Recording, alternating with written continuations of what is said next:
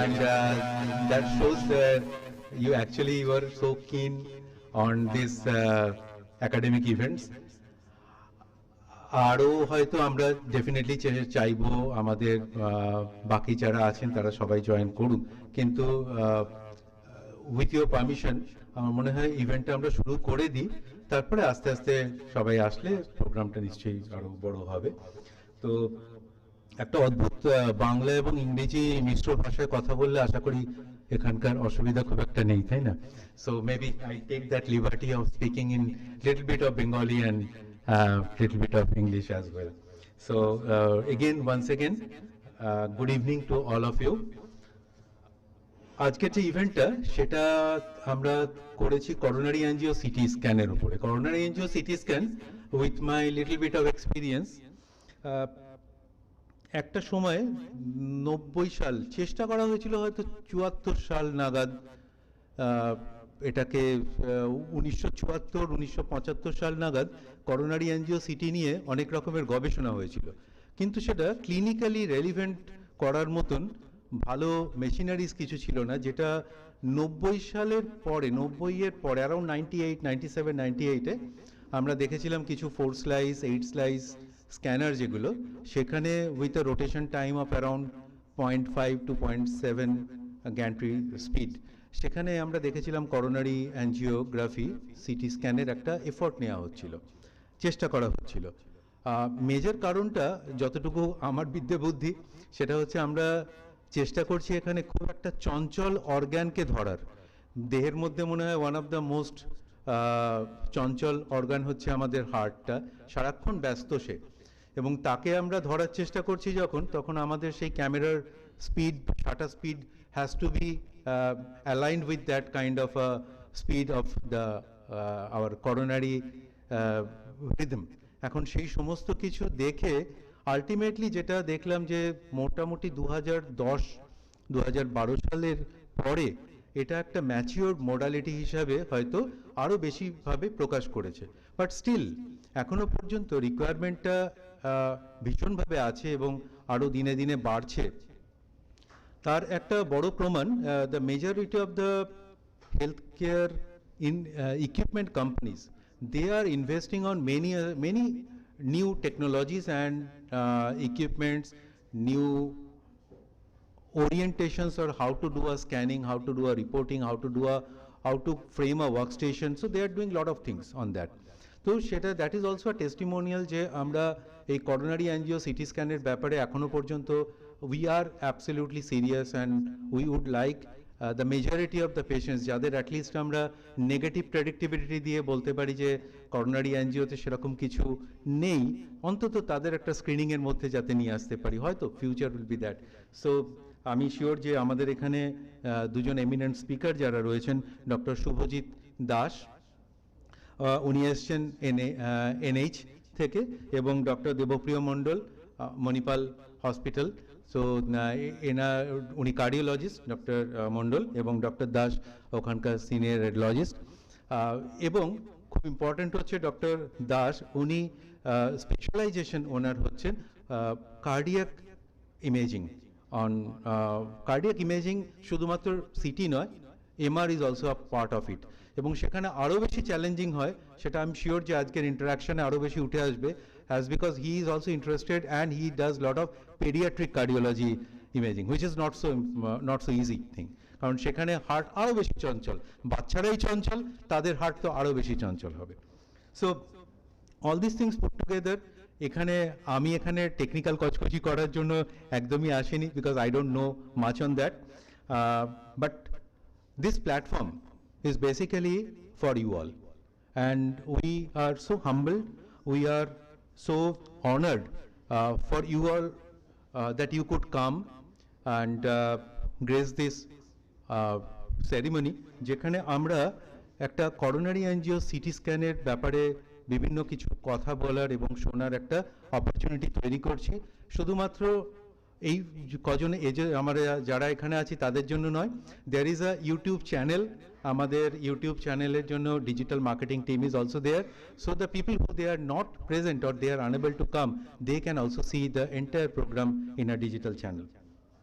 So in Sonoscan always আমরা চেষ্টা করি যে knowledge sharing among the doctors যাতে আরো বেশি করে হয় এবং সেটা যাতে আমরা ভবিষ্যতেও করতে পারি সেটার জন্য এই আজকের প্রোগ্রাম আজকে আপনাদের আশাটা একটা আমাদের কাছে বড় পাথেয় হয়ে থাকবে আমাদের এখানে among all of you আমাদের এই ইনস্টিটিউট যে পার্ক ক্লিনিকে আমরা এখানে আছি এই পার্ক ক্লিনিকের one of the major pillar কর্ণধার বলতে পারি doctor Sudip Chatterjee he is one of the renowned endocrinologist worldwide so উনিও আজকে আমাদের এখানে আছেন doctor Chatterjee thank you so much for coming here আর এখানে আমাদের এখানকার medical director doctor Bhattacharya Partha Bhattacharya উনিও আজকে সময় করে আসতে পেরেছেন এখানে so we are also thankful to doctor Bhattacharya as well R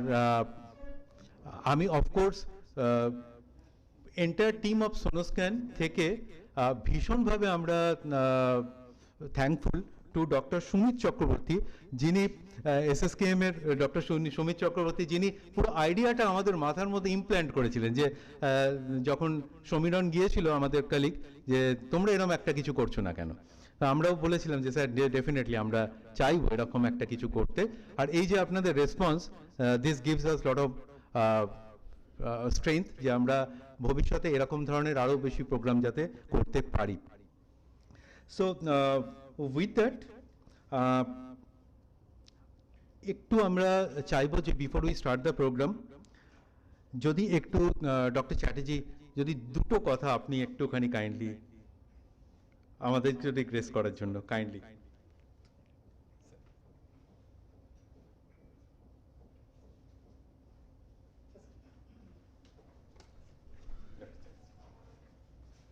good evening যে এই যে আমাদের এরকম প্রোগ্রাম হচ্ছে এটা তো খুবই আনন্দের এবং গৌরবের কথা কারণ এডুকেশন তো কখনোই থামে না আর মেডিকেল এডুকেশন তো থামার কোনো স্কোপই নেই আর এক বছরে যা সায়েন্সে আসে সেটা একটা লাইফ টাইম লাগবে হজম করতে অতএব একটু একটু টুকরো টাকরা ছাড়া আমাদের পক্ষে মানে আপ টু ডেট হওয়া প্র্যাকটিক্যালি ইম্পসিবল মানে এতটাই ভলিউম কিন্তু যাই হোক তারই মধ্যে যেগুলো কি পয়েন্টস যেগুলো খুব তাড়াতাড়ি পেশেন্টের কাছে পৌঁছে দেওয়া যায় সেরকম কিছু টপিক আলোচনা হলে সবাইকার ভালো সেই জন্য আজকের এই অনুষ্ঠান যেটা হচ্ছে এটা সব দিক থেকে খুবই একটা মানে ভীষণ ভালো অনুষ্ঠান এবং যেন ভবিষ্যতেও হয়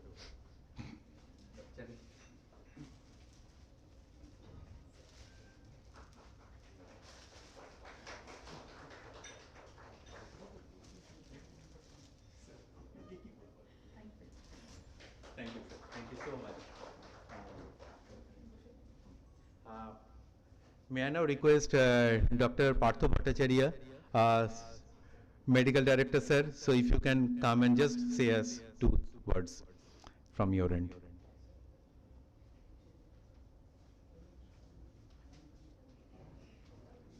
থ্যাংক ইউ জয়দীপ আর থ্যাংক ইউ এভরিবডি যারা নাকি উপস্থিত হতে পেরেছে এখানে আমাদের ছোট প্রোগ্রাম নতুন পার্ক আরম্ভ হয়েছে ফ্রম জুন অনওয়ার্ডস আর আমাদের ইনিশিয়েটিভ থাকবে এরকম একাডেমিক সিএমইস যত বেশি ইমপ্রুভ করা যায় যত বেশি করা যায় আর খুব ভালো লাগছে আমাদের পার্টিসিপেশন দেখে আপনারা থাকবেন আমাদের সঙ্গে সো দ্যাট উই টুগেদার আমরাও শিখতে পারি কিছু আর পেশেন্টদের জন্য আরও বেটার সার্ভিস দিতে পারি thank you and welcome you all thank you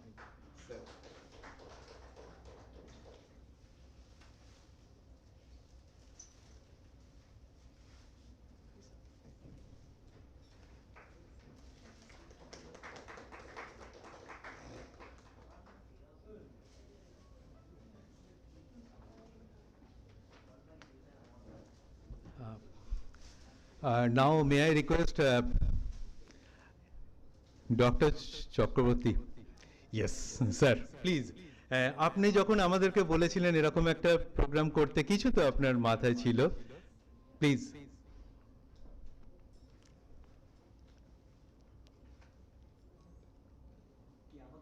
হ্যাঁ একটুখানি প্লিজ হ্যাঁ অফকোর্স আপনার কিছু তো মাথায় ছিল যে কি করা যেতে পারে কিভাবে আচ্ছা, গুড ইভিনিং এভরিবডি। অ্যাকচুয়ালি আমার যেটা মেন জিনিসটা মাথায় ছিল সেটা হচ্ছে আমার মনে হয় এইখানটাতে এই করোনারি সিটি অ্যাঞ্জিওগ্রাফির জায়গায় আমাদের একটা hand holding between cardiologist and radiologist ভীষণ দরকার।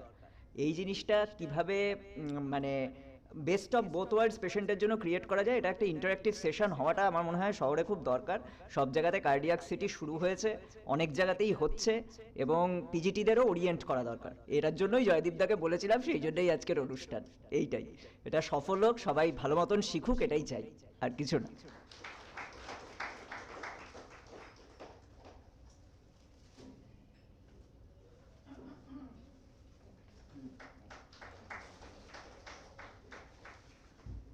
আমরা খুব খুশি ডক্টর দাস আপনি এখানে আসার জন্য, আর আপনার স্টুডেন্টরা আই এম শিওর যে অনেকেই এসছেন এখানে। So our request would be please you can come and say 2 words for us.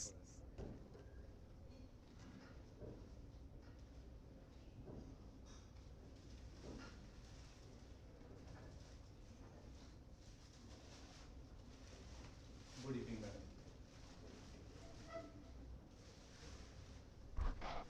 Good evening everybody.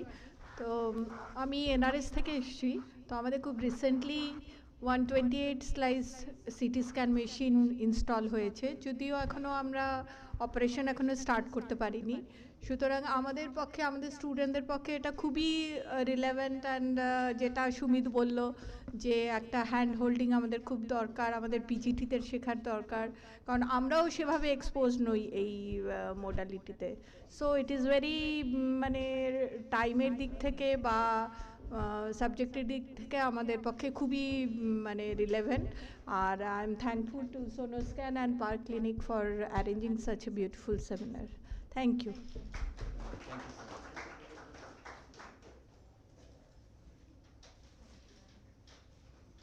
Thank you so much.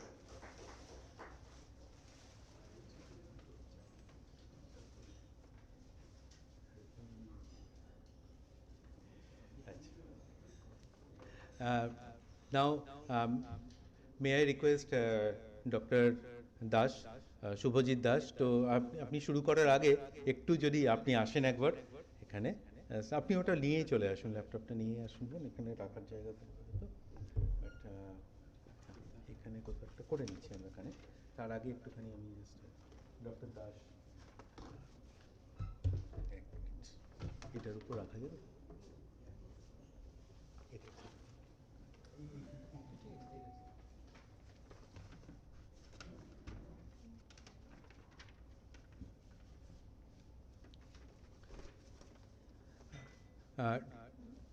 Doctor Das হচ্ছেন একজন, হি is a renowned cardiothoracic radiologist.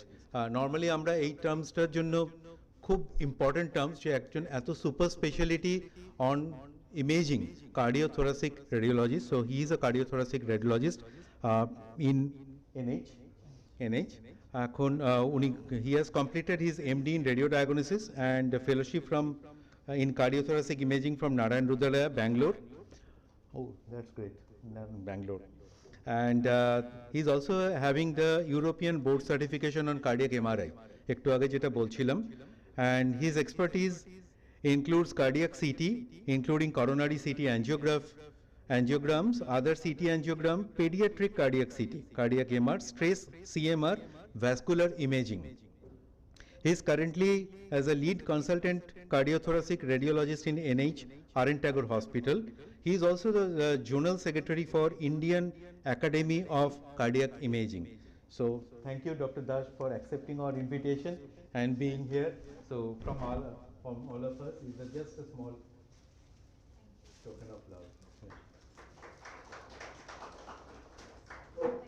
Thank you. আমরা আপনার speech শুরু করতে আগে একটু জাস্ট দেখুন, right. And আমাদের সাথে আছেন doctor Debapriya Mondal. He is a speaker on the side from cardio intervention cardiology side থেকে আমরা কীরকমভাবে দেখি কার্ডিয়াক করোনারি অ্যাঞ্জিও সিটি, সেটার জন্য doctor Mondal he is attached to Manipal Hospital in Kolkata. And Dr. Debapriya Mondal, he did his DM in cardiology from Sri Chitra, and he is also a distinguished intervention cardiologist in Kolkata, which having exceptional academic achievements and dedicated for advancing in cardiac care. আজকে একটু আগেই কথা হচ্ছিল ওনার সাথে on mitral valve repairing নিয়ে. So I'm sure that students will get lot of inputs when the topic will come accordingly. Currently he is serving as a in the Department of Cardiology in Manipal Hospital, EM Bypass, and with his enormous wealth of knowledge. He is a former assistant professor of AIMS, and he's having more than 40 publications in various international journals, and also he is author of medical books related to cardiology. So, Dr. Mondal, if you may please come forward.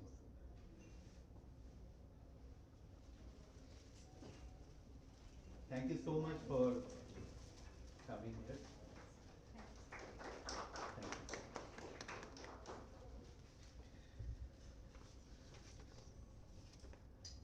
So without much of further ado, I think it's time for us to know the clinical things. But before that, I thought of talking about 3 slides, Mithun, if it is okay with you.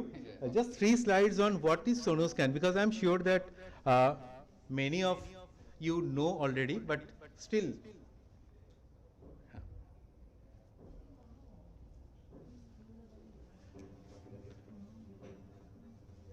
So it is about Sonoscan.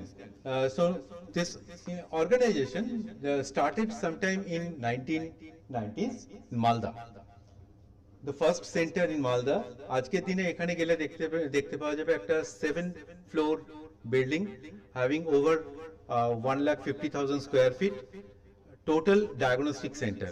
Probably one of the largest diagnostic center in eastern part of the country, যেখানে প্রত্যেক দিন প্রচুর পরিমাণ পেশেন্টের footfall হয় এবং সেটা আমাদের একটা বড় প্রাইড যে আমরা প্রচুর পরিমাণ যারা পেশেন্ট যাদের প্রয়োজন ওই প্রান্তিক জায়গায় তাদেরকে আমরা সাপোর্ট দিতে পারি। পরের সেন্টার আমরা করেছিলাম 2008 সালে বালুরঘাটে এবং সেখানে এই সেন্টারটি চলছে। The encouragement there has prompted us and also encouraged us from the patient side যে এখানে আমরা একটা বড় কিছু করি। আমাদের এখানে কাছাকাছি আর একটা বড় নিজেদের বিল্ডিং তৈরি করছি আমরা এবং সেখানে পুরো diagnostic centre with around 40-45,000 square feet শুধু diagnostic centre. It is coming up and maybe by April 15th we have a plan of starting that diagnostic center in Balurghat. So in Kolkata was our third footprint. We started in Kolkata in 2016. আজকের দিনে অনেকেই আপনারা Kolkata centre জানেন, is in CIT road, and then we also have started the new center in Gangarampur. Gangarampur is somewhere between Malda and Balurghat. When you are going towards Balurghat in Dinajpur district, Gangarampur, there we have just started on 5th of February this year. Already we have very good response from the local people there in Gangarampur. So in last 35 years of trust, the important point is that we are open 365 days, and thanks to all our team members, including all our doctors, that they keep the entire operation on for 365 days. And we are fortunate to have a touch point of more than 10 lakh patients per year. With many of the other things which is mentioned there, which is very important, probably for the radiology team also to know that we, in our lab, we do around 1,50,000 tests per month. We do around 25,000 ultrasound, almost 800 ultrasounds per day in all centers together. Do around 3,500 CT and around 1,200 to 1,300 MRI per month. That's a patient load, and we are fortunate that we could serve all the patients properly with the help of all our radiologists, pathologists, and the entire team of Sonoscan. Apart from other activities, we also have some of the courses. Some of the courses which are planning to start once again, maybe in this 26, by 26, we are planning to start few more courses as well. Our major objective is to be accurate, to be available for the patients, and to be affordable, so that everybody can avail this facility of healthcare. I'm not getting into too much of detail, but these are the wings. We have entire imaging, laboratory, and clinical services, OPD, and also the indoor. We have a good indoor and outpatient department, and also the daycare department in Malda, mainly as of now, but now we have indoor and daycare department in Park Clinic as well. So with this is the, I would say, very brief micro briefing of Sonoscan. And thank you so much. And now may I request Dr. Das to come and please. Yes.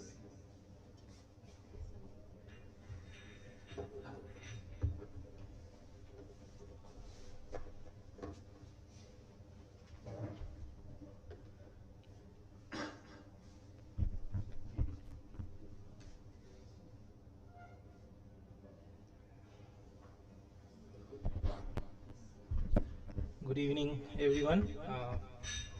First of all, thank you, Sonoscan and Mr. Joydeep, for having me here. So it's a pleasure to speak on my favorite subject, cardiac CT. But in this very little time, I'll be speaking only on the coronary CT angiography.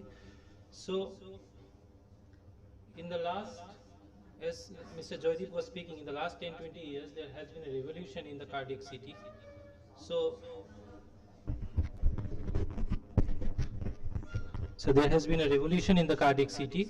So it initially started with the 64 slice scanners. It went on to become the wider detector, the 128 slice, the 320. Finally, we had the dual source scanners, and which came around 2015-20, and the recent generation of the scanners are the photon counting CT. They are still not, photon counting is still not very, it's not relevant in India, but in the next 4 or 5 years, I think we're going to see a lot of photon counting CT here as well. So what has happened that there has been a huge improvement in the image quality. As you can see that initially, do you have a pointer? Okay. I have to go down.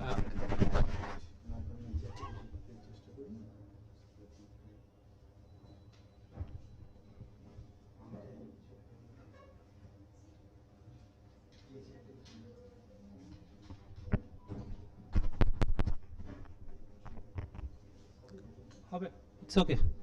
Now I'm audible. I think I'm audible now.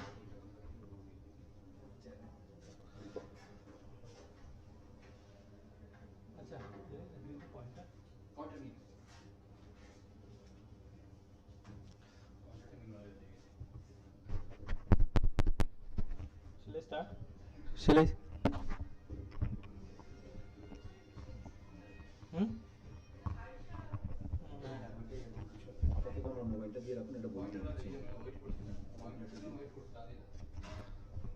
I think it's better now. Okay. So what has happened that there has been a huge improvement in the image quality and post processing, and now with today's scanner we can even do a good quality scan in patients with arrhythmia, tachycardia, and also in the patients with poor breath hold. So initially the images looked like something on the top, and now the latest generation scanners images look something at the bottom. Now, so just one slide on the technical aspect and how cardiac CT started. So initially we had the single rows of detector in the early 90s, the first and the second generation scanners. Then came the little wider detector, as you can see in the third generation scanner, but still they were not able to do cardiac with this. So when cardiac started was when we had a very wider detector, the multi-slice detector, which has detector all around in a circular fashion. So, and it was a rotating anode. So these were this was where the cardiac CT started. So later on the improvement happened in the cardiac CT scanners. They started adding more and more detectors, the wider range of the detectors. But there was a breakthrough when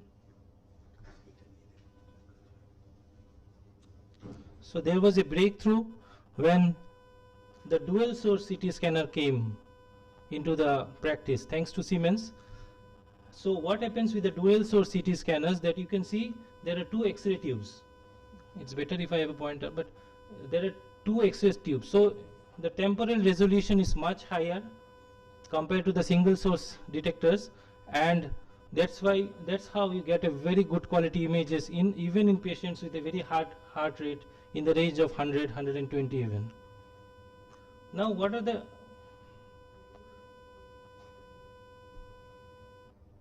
indications of CT scanner? CT coronary angiography, first is the patients with a stable chest pain, even in the patients with acute chest pain in certain conditions, evaluation of the new onset heart failure cardiomyopathy, in evaluation of the coronary anomalies, evaluation of the coronary stents, ruling out any stenosis before non-cardiac surgeries, determining the patency of the grafts.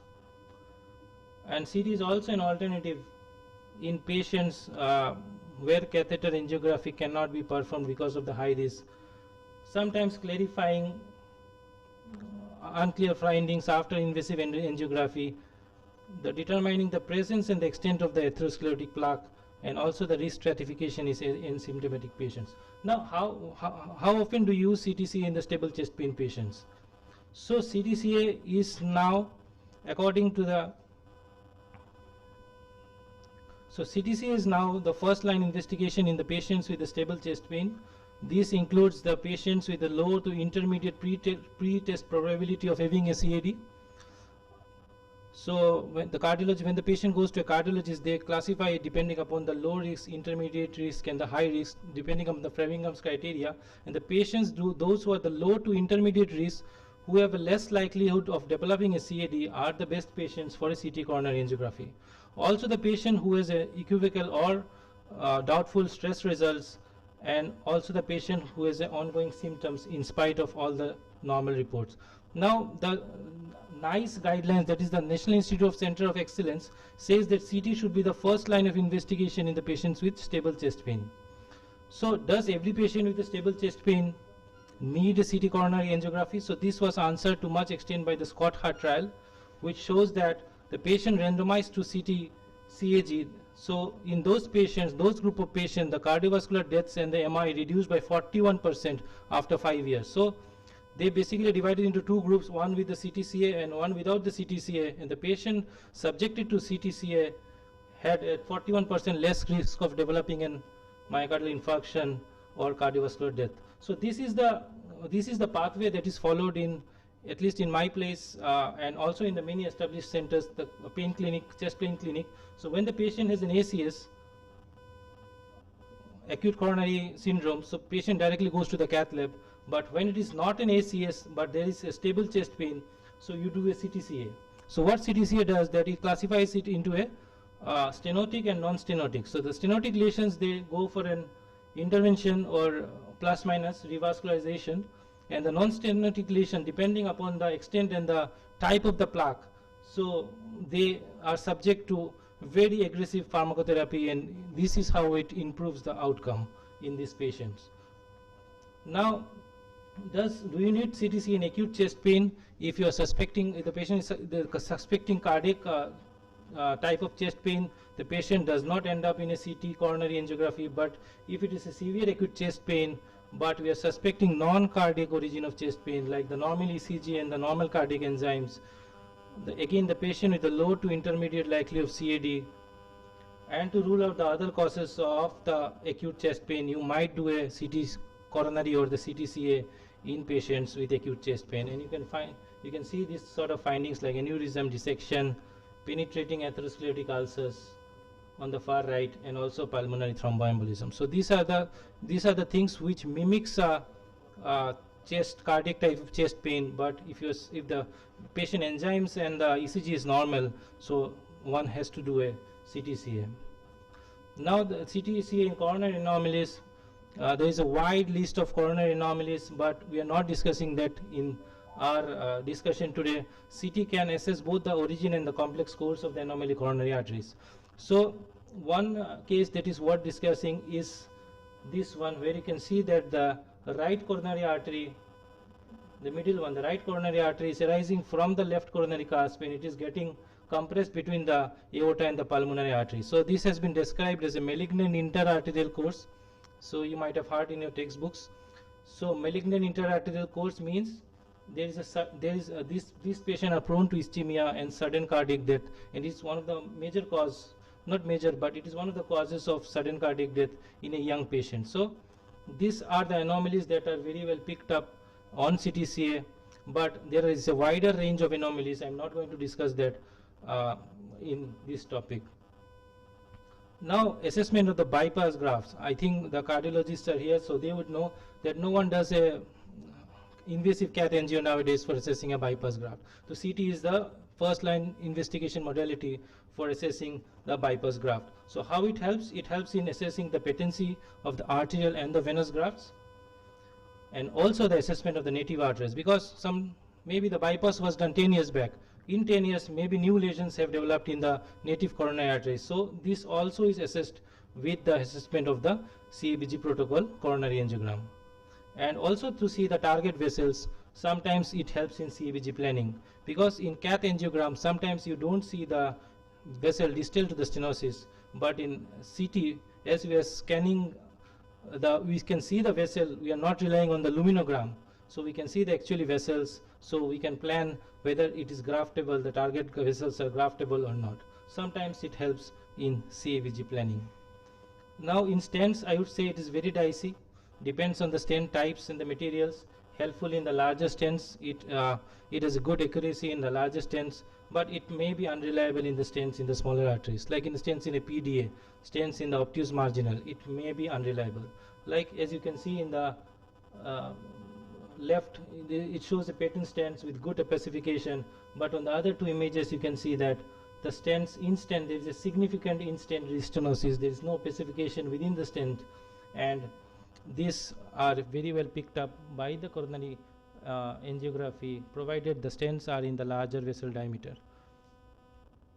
Now again, CTCA in the extent and the morphology of the plaque.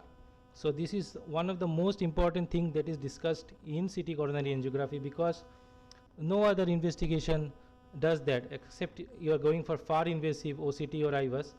So in routine invasive angiography, you don't get to see the morphology of the plaque. So this has emerged as the best non-invasive modality for assessing the lumen and the plaque morphology.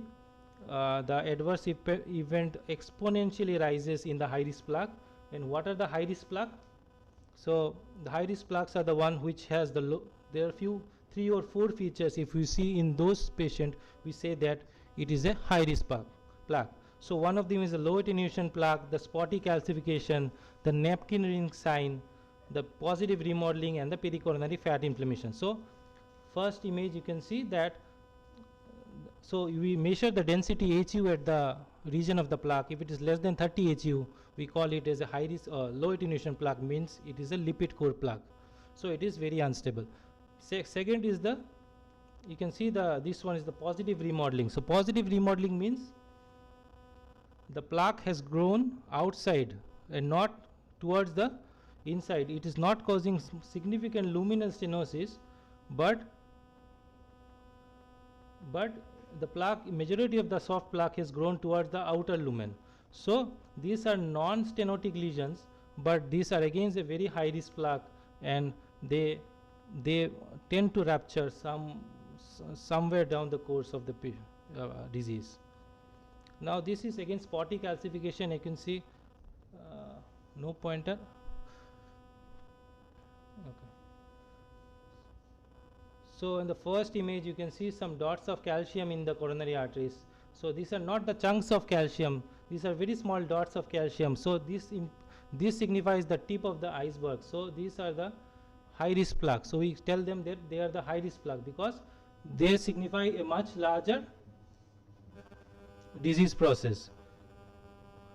The second image shows the plaque inflammation. You can see surrounding the plaque in the mid part of the, these are curved reformated images. So in the mid part of the LED, you can see that there is fat stranding in the around the coronary artery. So these are inflammation in the plaque. So these are again, when the plaque is inflamed, again this is a sign of vulnerability within the plaque, and these are something which needs to be treated with a very aggressive medical therapy. Now the third is the napkin ring sign. You can see the plaque, there is a kind of a napkin, or the plaque is surrounding the entire coronary arteries. So this is called the napkin ring sign. And we have also today a lot of AI softwares which can detect the composition of the plaque. Like you can see the red areas are the lipid core, the outside are the fibrotic plaque. So you can see that what is the composition of the plaque in the coronary arteries.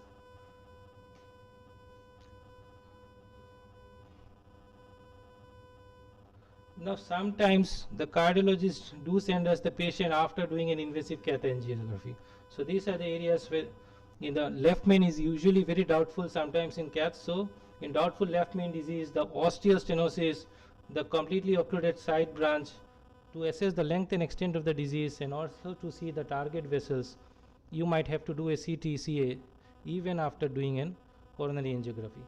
So this is very important, like it is quite debatable, and there are a lot of discussions on this, that do you need a CT coronary angiography in asymptomatic individual, because a lot of times the patient comes and tell us, I need to see my coronary arteries, please do a coronary scan, but whether it is guideline recommended.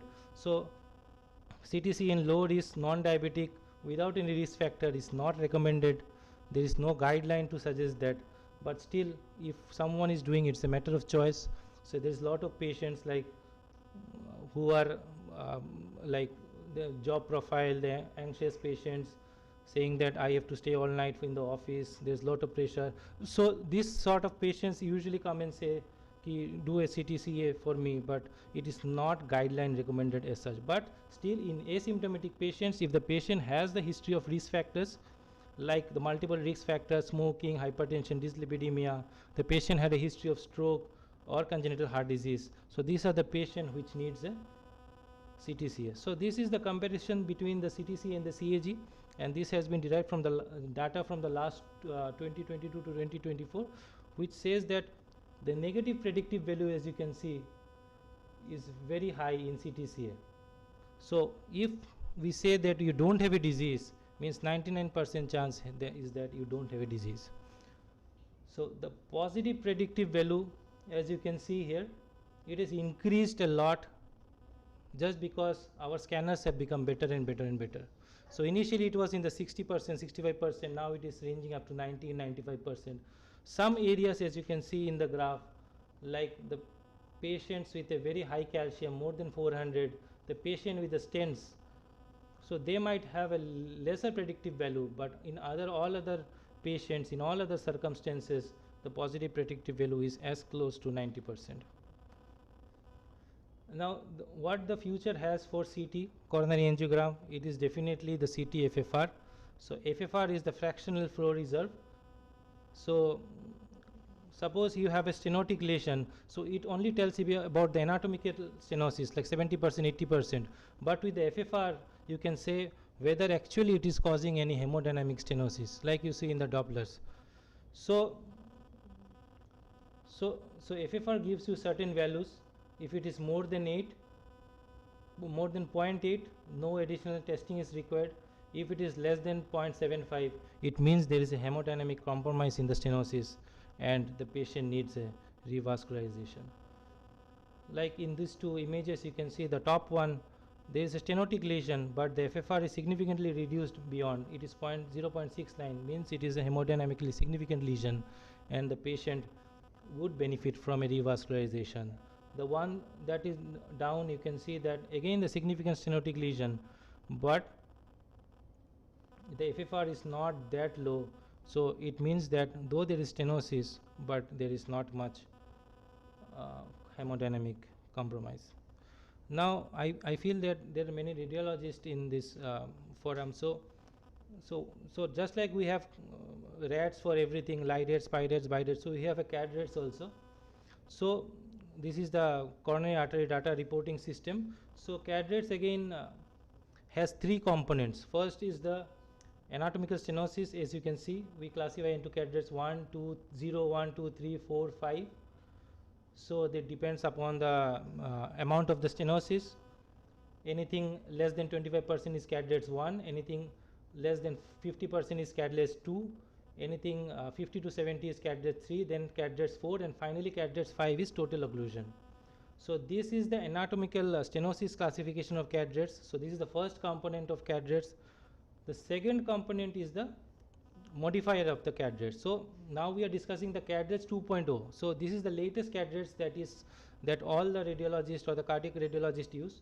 So CAD-RATS 2.0 also involves the modifier. So I don't think it is much clear, but in modifiers, like you have to say that, do you have any features of high risk plaque? Do you have any features like, do the patient have grafts? Do the patient have stents, and so on? So first you have to quantify the stenosis, then you have to say any modifiers, and last is the plaque burden. The plaque is the composite of the calcific and the non-calcific plaque, and based on that we say that it is either P1, P2, P3 and P4. So discussing CAD-RATS is it's a huge topic and it's beyond the scope of this presentation, but so when you finally write a CAD-RATS in your report, you have to divide into three parts. First is the anatomical, like CAD-RATS 1, 2, 3, 4 or 5. Then you say that whether there are any modifiers like high risk plaque, the stent, graft or something like that, and then comes the P, which is the plaque burden. So once you say all these three things, the report is very clear and you know exactly where the lesion and what type of the lesion is. So if you want to go and read the CAD-RATS, I think there's a very good journal which discusses the CAD-RATS too, and I think you can derive a lot of clarity from this. Now I think we don't have much time, so let us just see a few cases, and I think seeing cases also is the best way of learning. So this was a 65-year-old diabetic, exertional angina for the last 1 month, ECG echo unremarkable, trop negative, and this is the ideal scenario for a CT chest pain. The patient has a stable ideal scenario for a CT coronary angiography. The patient has a stable chest pain, and what we see in the CTCA, we can see a long segment disease in the proximal LAD. The mid and the distal LAD looks fine, as you can see here. Single vessel disease, the patient taken up for cath, similar findings, but as I said, we don't see much of the distal vessel here. Unlike the one we see on a CT, we know the extent of the plaque, we know the extent of the lesion, but sometimes it might be difficult on a cath lab because the contrast doesn't just pass beyond the stenotic lesion. So this was beautifully stented, as you see, and depending upon the CTCAG report. Now the second case, the 68 years old post CABG, already grafted Lima to LAD, RSVG, there is the venous graft to OM and native triple vessel disease, chest pain for the last 1 month, echo some LV dysfunction and trop negative, and CT beautifully shows the patent, this is a long, you can see this is the patent Lima graft with anastomosis to LAD, you can see here. The LAD, the native LAD is a diffuse calcified vessel, you can see, and apart from that, the OM graft was totally occluded. So we had a look at the native LCX, and we saw that there was a tubular mixed kind of plaque in the LCX, which might be responsible for the chest pain of the patient. So here you can see that the Lima graft is patent in the invasive cath angiography. It clearly shows the Lima graft, Lima to LAD graft. The LCX shows again a disease in the proximal LCX and OM, as we saw in the CT, and it was again beautifully stented and the patient relieved of the symptoms. So this is how a lot of decision making in day-to-day practice is done with CT coronary angiography. 40-year-old techie, obese, sedentary lifestyle, came for routine checkup, some non-specific chest pain. Echo ECG again unremarkable. We don't see much of echo ECG changes in this type of patients. Altered lipids, and what look, I think the resolution is not that great. The resolution of the scanner is great, but I think the resolution of the skin is not that great. So what we can see that we can see in the this is the RCA. This is the RCA, and you can see that there is a soft plaque in the RCA along with some ulcerated plaque. There is a ulcer cavity in the within the plaque. So this was an ulcerated plaque in the RCA. Also you can see in the reformatted images there is some contrast outpoaching, which means that there is some ulcer in the RCA, proximal RCA plaque. So this was taken for cath invasive. It does not show much of detailing of the plaque, but I think the OCT showed some ulcerated plaque in the proximal LAD. The patient was put on aggressive statin therapy. I don't know the dose, but the cardiologist said that they were put on the high dose of statin depending upon the type of the plaque, so that it stabilizes and it does not lead to MI. And most of the patient that eventually develops MI are this type of lesion, the non-obstructive lesions, not the obstructive or the fully stenotic lesions. Now this is again a 60-year-old diabetic, I think post CABG patient, Lima to LAD, venous graft to OM, native double vessel disease. Again the new onset chest pain for the last 15 days.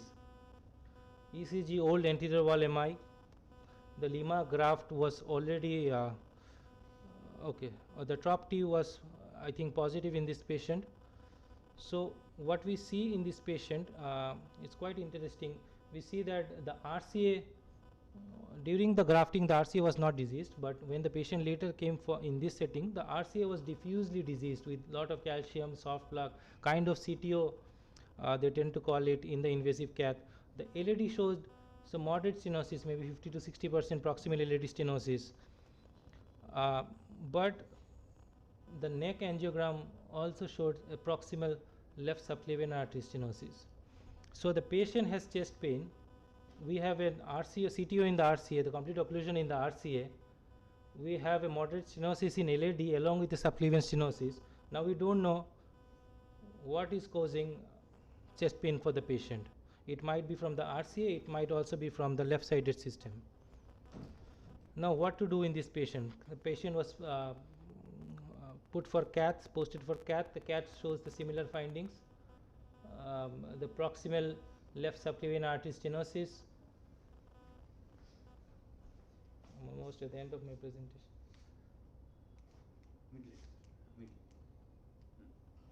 So proximal left subclavian artery stenosis, again a diffuse CTO kind of picture in the RCA and some moderate stenosis in the LAD. So the cath findings were similar to CT. That's one good thing, but still we don't know what is causing the chest pain for the patient. So we did a stress CMR for the patient, and you can see that there is a lot of inducible perfusion defect in the inferior wall. So this is the short axis view on CMR, and these are the perfusion defects.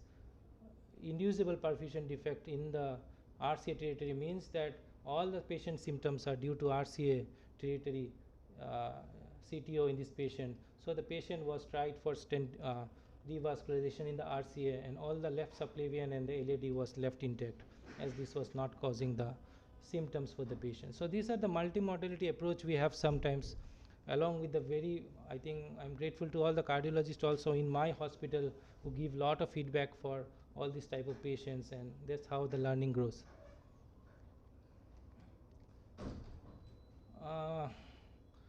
60-year-old diabetic post CABG.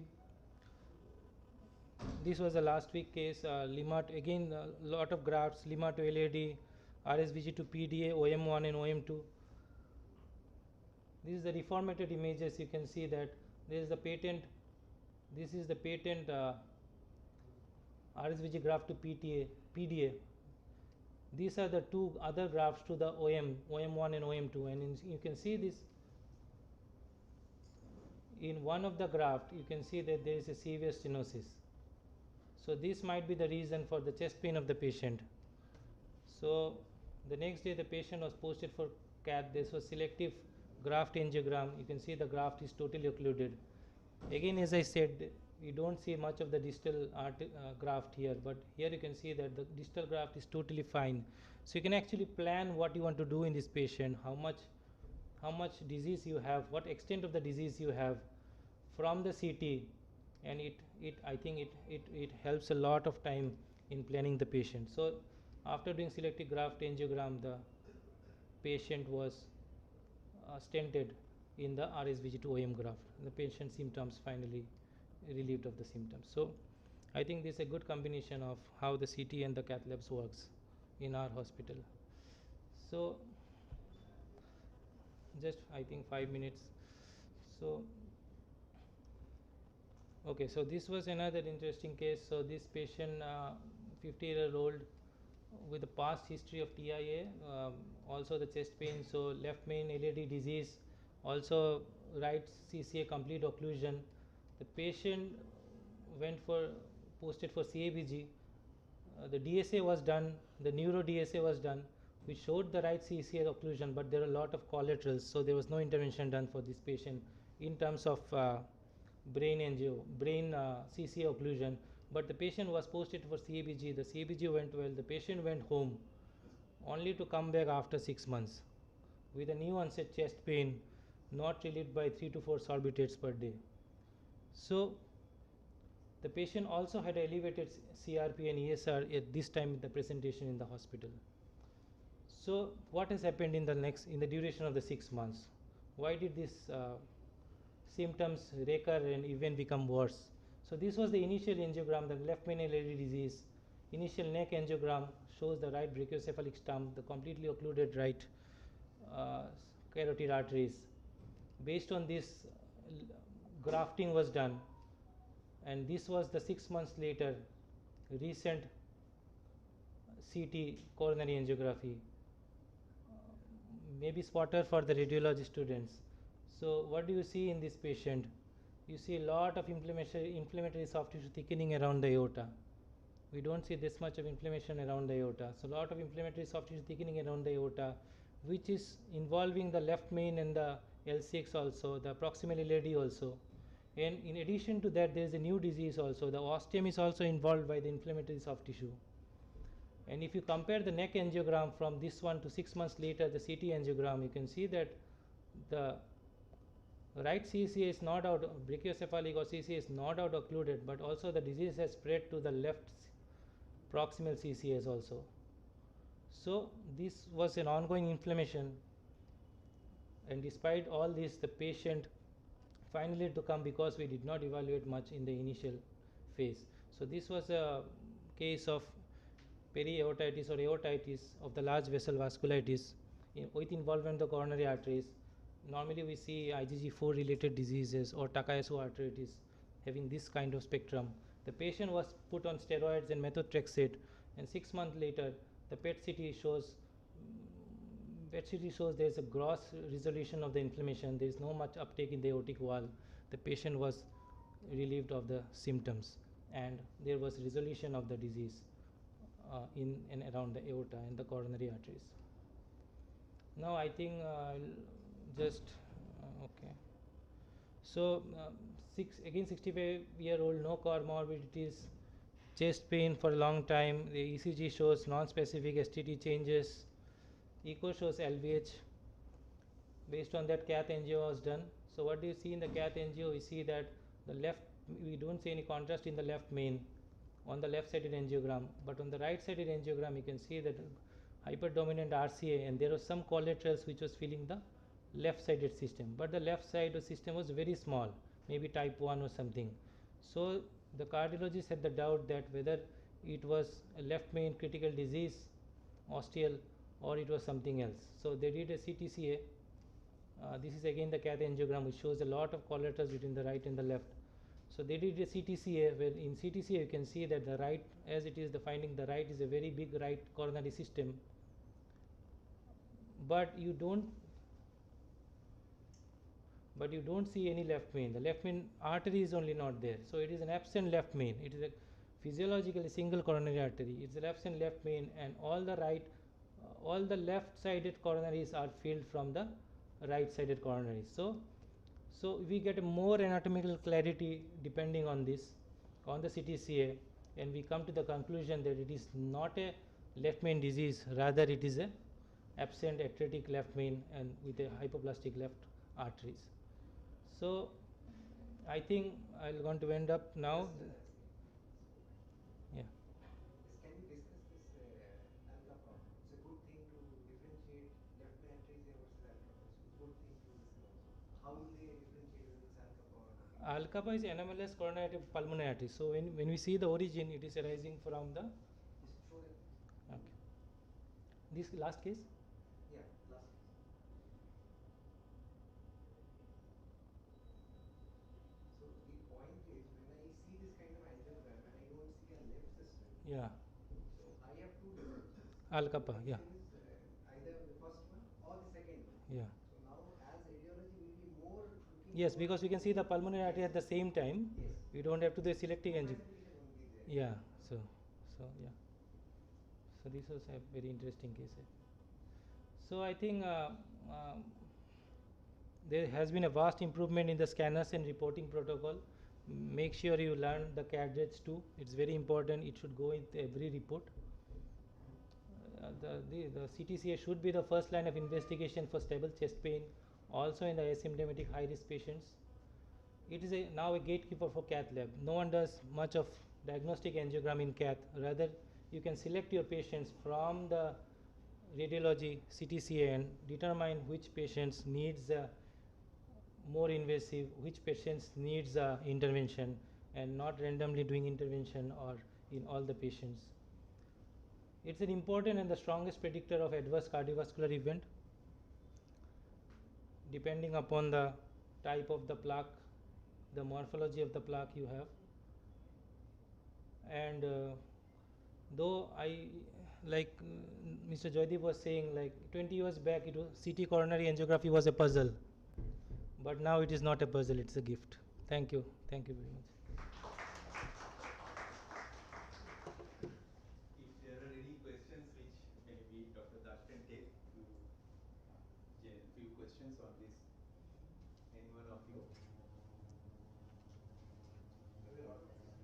Lot of questions. I know that. Yes, Dr. Chakraborty, please. আমি একটা জিনিস বলছি, এখানে অনেক ছাত্রছাত্রী আছে তো, 128 slice city পিজিতে একটা উঠেছে, একটা এনআরএসে উঠেছে। Patient preparation in Yes. 64 rose detector patient, একটু ওদের জন্য একটু ভালো করে বলে দিবেন। So the thing is that 128, 64, 256, it's all about the number of rows of detector we have. So the larger the rows of detector, so it covers the maximum amount in a single rotation. Like if you scan in a 256, it will cover double what is covers in a 128 slice. And the rotation speed is more or less the same in 128 and a 256. So heart rate, in terms of heart rate reduction, 128 256 will not be a major concern. If the heart rate is 70, the images will still be the same. You don't have to reduce the heart rate in 256. Kintu the coverage will be much more in 256. Suppose you are taking a patient, heart rate is 70, and you are taking a patient, heart rate is 70 on 128 and 256. So the breath holding will be much less in 256 because it covers a larger area of the scan in a single rotation. So in this older generation scanner like 64, 128, the major jeta concern amader jeta hocche to reduce the heart rate, because once you don't reduce the heart rate, the images won't be good. So you have to determine a cutoff, like kotota heart rate beshi hole the images are not good. So initially we were doing in 64, 128, so we used to keep a cutoff like 70 opore korbo na, because 70 opore machine the images are not good. So once we now have a dual source, we do it randomly in all the patient. So if you have a 120 slice detector, first you have to set the protocol. you said that 65-70 should be your target heart rate for your patient scanning. The patient preparation though is usual, like normal. We don't do fasting also nowadays, only routine creatinine. But major concern is the heart rate and the breath hold. So you have to practice the breath hold 4-5 seconds যদি breath hold করতে পারে patient, then I think it is good. You will have a good quality scan in a heart rate of 65-70. But heart rate of 85-90 we cannot do in a 128 slice scanners.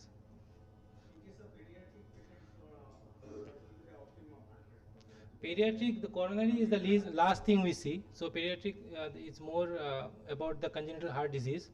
So heart rate, pediatric is very difficult to control heart rate. So all pediatric patient will be heart rate 120, 30, 40 like that.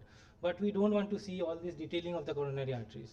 So it doesn't matter much for us in pediatric. And with the recent scanners and all, they have gated like high pitch scanners. The machine moves very fast. In single scan, single beat, you get the entire scan.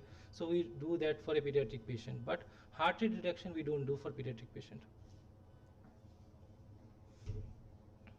Any other? Very nice question, Dr. Hai, especially for the students. I'm sure that this type of questions will be very important.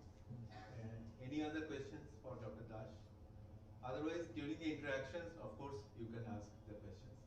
So, thank you so very much for enlightening all of us.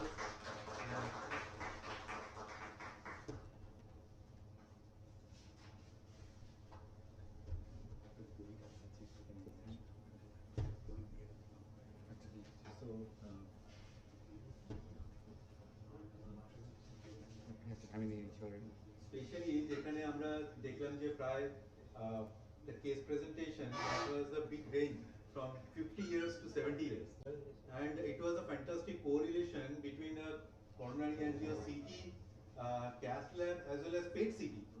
So everything put together was there. So thank you so very much for enlightening us with all the recent modality possibilities scanning. Mitun, if you can get those books.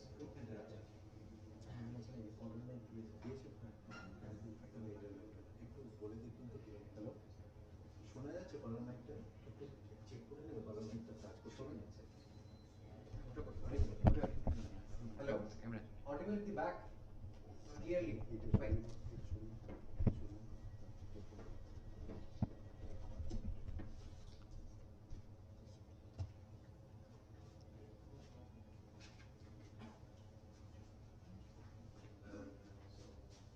Dr. Mondal, over to you now.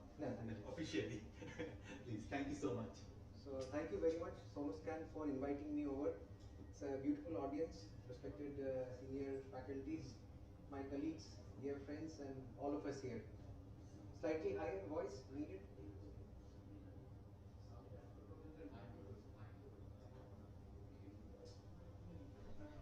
Hey.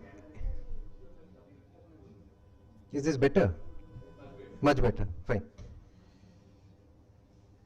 Should I move it to this side? This one? Yeah, it's fine. It will be easier for you? Yeah. এদিকে করো না? আমার সুবিধা হবে তাহলে। এটা ঠিক আছে? না, একটু সরিয়ে নিলে সুবিধা হবে। Better. এটা না? ঠিক আছে। So there's no disclaimer for my talk. It's a purely academic talk, no disclaimers whatsoever. Beautiful talk by my colleague, Dr. Shubhajit. We do a lot of cross CT scan from my institute, Manipal, and he is in RN Tagore. Back to back, we are there residing together. So I think my part of discussion today will be correlating his talk. So I was listening intently as to the perspectives which he is showing. Now tell me one thing, which patient profile would you like to advise a CT coronary angiogram? The first and foremost learning which I had after his talk is in patients with chronic coronary syndrome. So patients who are having a stable angina. So we order a CT scan. Now the question is, in clinical practice, what kind of patients will you classify or how will you tell them that you need to do a CT coronary angiogram? So let us go through this. Now before going to the clinical part of the discussion, Dr. Shubhajit has already mentioned the most important trial, the ASCOT trial, the Scott Heart trial, not the ASCOT, the Scott Heart trial. This was a trial published in the New England Journal of Medicine way back in 2018 or 2016, if I'm not wrong. And this was a randomized controlled trial which evaluated patients with chest pain. They underwent a standard diagnostic evaluation with or without a CT coronary angiogram, and they showed that the importance of CT coronary angiography lies in two facts: that it can prevent a coronary heart disease, it can also prevent non-fatal MI and myocardial infarction over a period of 5 years. Now, this is the very perspective of getting CT coronary angiogram to the place which it has reached in today's date. If you see these graphs, on the left-hand side of the screen, this is the incidence of undergoing an invasive coronary angiography, and this is the coronary revascularization. Now, if you don't understand anything also from these graphs, just see the two lines. They are parallel and there is no gap between those two lines. Essentially meaning to say that in patients who underwent a CT coronary angio vis-a-vis in patients who did not, the number of invasive coronary angiographies are almost the same. So for example, if I take all the patients sitting here, I mean all the human beings sitting here, and I subject them to a CT coronary angiogram based on the symptoms, and I do not subject them a few based on the symptoms, over a period of follow-up, the total number of patients who will be subjected for an invasive angiogram will remain the same. That means to say that if I put a patient based on symptoms to a test which can diagnose the lesion early, there won't be any necessity of subjecting them to invasive coronary angiograms during the follow-up. And subsequently, what we see here is the right-hand side on the screen. There is a clear-cut distinction and a wide separation of the graphs, suggesting the death from coronary heart disease or non-fatal myocardial infarction is clearly getting separated from, you can see the follow-up number of years is 5 years, and even before the end of the first year, the graph started separating in a huge manner. This is a very, very strong statistically significant result, which actually gave us a very green signal that CT coronary angiogram can actually prevent coronary heart disease, or it can predict, not prevent, predict coronary heart disease, and it can actually save you from a non-fatal myocardial infarction because they're picking up the disease early. And that is why his talk says that it has a very high negative predictive value. If you go through Braunwald, it clearly says that if you do a CT coronary angiogram and it is normal, there is no significant stenosis, it actually gives you an insurance period of about 8 to 10 years. That means to say, if I get one CT coronary angiogram at my age and it is clearly normal, it says directly on your face that probably for the next 8 to 10 years, you will not get any heart disease. Now, there is a small loophole here. All of these CT coronary angiograms actually see the percentage stenosis, and depending on the quality of the CT scan, the advancement of the machine, it can also pick up the high risk features, what he has mentioned. What are the high risk features? Microcalcification, spotty calcification, napkin ring sign, the low threshold Hounsfield units. These are all very fancy things which has to be picked up by an experienced person. So we have seen multiple CT scans from multiple places. People who are not trained will not be able to pick up. That's a very simple, straightforward fact on the face. Secondly, even if you pick up, all of these lesions may not be able to be deciphered clearly by the radiologist depending on the condition of the CT scan. Now what happens is, if there is something called as a soft plaque, and if it is not picked up, or the calcium score is 0 or near 0, these patients will be labeled as normal, but 5% of those patients will land up in some kind of heart disease. My point is, you will be saved in almost all cases except a few.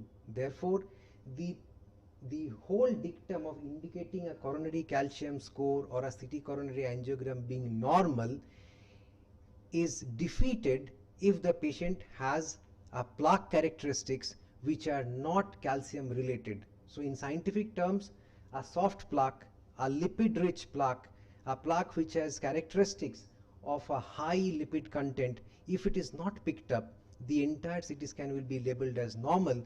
In actuality, it is not normal. So this is the entire picture of the CT scan from the Scott Hart trial. So these are the baseline characteristics. I'm not going into the details. Now why I'm showing this, look at the chart, where it is written as anginal symptoms. This is the clinical part of it. Now patients will say 100 things. I have a chest pain here which is moving on the left hand side, which is moving here, there. It is our responsibility as clinicians to pick up which is anginal and which is non-anginal. Who has given this definition? NICE guidelines. He has again mentioned NICE. So their classification criteria has mentioned this is typical angina, there is something called atypical angina, and there is something called non-anginal chest pain. Now look at the percentages. Even in non-anginal chest pain, when they are subjected to a CT coronary angiogram, there is about almost 30 to 40% of the patients, and they will definitely carry some message or some meaning. That means to say, before labeling kuch nahi hai, tomar kichu hai nahi, eta illogical, we should always investigate. And CT scan actually tells you that these non-anginal patients, some of them will have some disease. So before labeling off or probably stamping them off as nothing is there, at least do a CT coronary angiogram. In today's world, where we have the criteria and we have to be protected medico-legally also, because I have an investigation with me. If I don't order and then somebody lands up in an MI after 1 year or maybe within 6 months, he'll definitely come to me and ask me that I came to you 6 months ago only. You told me everything was normal. Now I've got a heart attack. What prevented you from doing a CT coronary angio? So all of these things will come up because we have investigations. So that is why this is again important that non-anginal chest pain also be given due attention. This is the primary endpoint, death from coronary heart disease or non-fatal myocardial infarction. See the difference in numbers when you give a standard care plus CTA, CT coronary angio, the primary endpoint is 2.3% versus 3.9%, and that is statistically significant. The hazard ratios do vary a lot, but then it is statistically significant. Therefore, what does it say? That when you have a CT coronary angiography, the primary endpoint is actually reduced. So in this trial, what did they conclude? The use of CT coronary angio in addition to standard care in patients with stable chest pain resulted in significantly lower rate of death from coronary heart disease or non-fatal myocardial infarction at 5 years than standard care alone, without resulting in a significantly higher rate of coronary angiography or coronary revascularization. Now I'll break it down. I'll tell you the problems. So a patient comes, firstly convincing the patient to get an angiogram is an uphill task.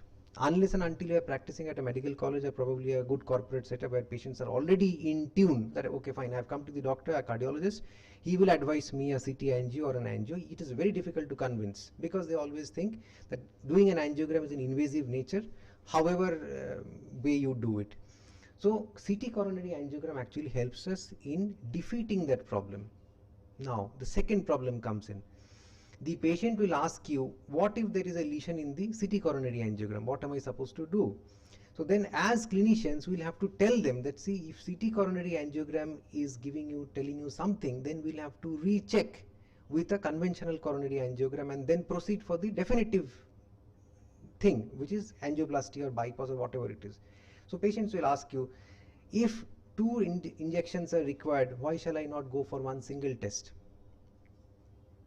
It's a clinical thing, and that's a relevant, valid question, that if I have to undergo 2 things, why not I undergo the initial investigation, that is the conventional CAG first? Now to answer this, you'll have to focus on your patient selection criteria, and that is where the importance of listening to patients come into play. If you think that the pre-test probability of a coronary artery disease is high or at least intermediate based on age and sex, these are the 2 factors involved, age and sex as per the NICE guidelines, you see that there is an intermediate probability or high probability, you do not order a CT coronary angiogram, you think of ordering a conventional CAG. See, the ordering a CT CAG is based on a probably intermediate or a low pretest probability, or sometimes if your channel is very proper. Channel proper means you have a set pathway in institutes like the UK and all, where you don't want to subject them to angiograms because your insurance won't cover. They may not cover, so you may have to tell them that that is the only way to go through. If I order a conventional CAG, the insurance people may not pay you. So I have to order a CT coronary angiogram because NICE guidelines say so. And having said that, if NICE guidelines say so, there is no other way. But in our context, it is not like that. In our context, there are many factors which plays before I send a patient to a angio or a CT coronary angio. So these are slight repetitions of what he has said. It's a non-invasive imaging modality used to visualize the coronary arteries to assess the presence and severity of coronary artery disease. And it has gained significant relevance due to the high diagnostic accuracy, speed, and the ability to exclude a significant CAD. Now speed, it is very, very important. Let's say a very important gentleman comes into the busy emergency of a corporate setup or a medical college setup where you want the results to be very fast. The TROP-T is negative, you are thinking that it might be, might not be. This is the best investigation to tell us or tell him that you are suffering from the disease, yes or no. So that is the most important part of this test. High diagnostic accuracy, speed, and ability to exclude significant CAD.